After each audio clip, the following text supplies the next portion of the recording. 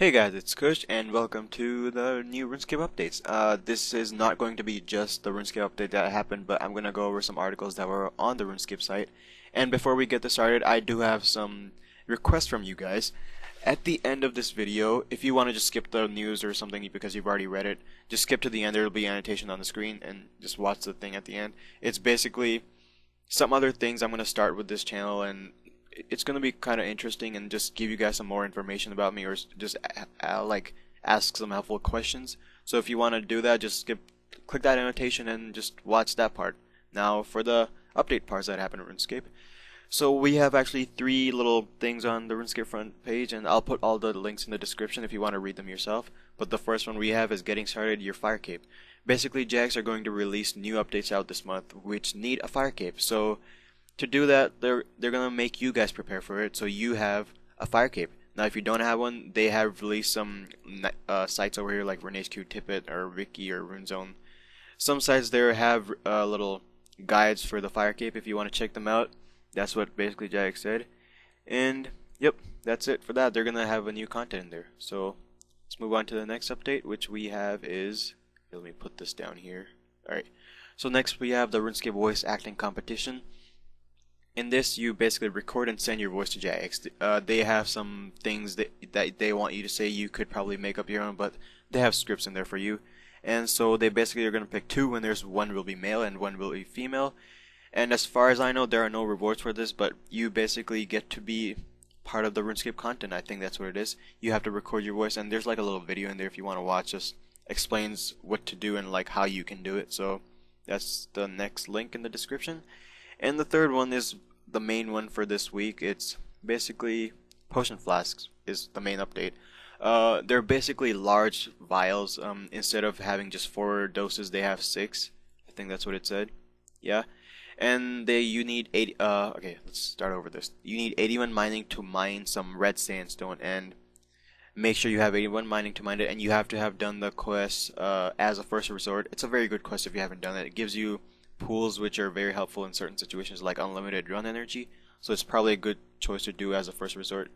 So back to the potion flasks, you need 81 mining to mine it, and then you take it to some dude in the Ooglog, and then he will tell you what you can do with them, and then you can basically turn them into robust glass, which can be then turned into potion flasks with 89 crafting.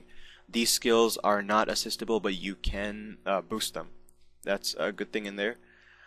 The flasks, the final product, the flasks are tradable, but the ingredients to make them are not. So say if you mine the red sandstone, those are not tradable. If you made the robust glass, that's not tradable. But the final product, the flasks, are tradable. And as I basically just said, they're just vials with just 2 extra dose you can have in them. So you can probably transfer your little potions over to them. Yep, that's basically it for that. In other news, this is my favorite part. 3-minute video already. Alright, Seal of Passage no longer requires when you want to visit the Lunar Isle. So after you've done the Lunar Diplomacy quest, you don't need Seal of Passage anymore. New Elite Fremnik Diary rewards. That's pretty cool. If you have done the Fremnik Elite Diary task, there's new rewards for them. There you can trade up to 28 Suqua teeth or hides. They can be traded in for 9 noted pures per day. 28 of them, like a max. NPC contact spell now lets you switch from Lunars to ordinary spellbook. That's pretty good. So if you're on the Lunar spellbook, you want to switch back, just go to NPC contact and you'll have your spellbook switched. Seal of Passage has a daily teleport to the Lunar Isle. That's pretty good too. You can still use your little Wicked Hood to teleport there. It's basically the same thing, but just an extra teleport to the Lunar Isle. Next is possible to decant potions into any dose. So say basically if you have like a 3-dose potion and an empty vial, you can use the 3-dose one into the empty vial and it'll turn into 2 and 1. So you can have any dose of potion you want now by just turning, like, using the on that. So it's possible to do that now if you wanted to before for some reason. Slayer drops. This is a pretty important one. If you guys do dungeoneering, it's pretty important.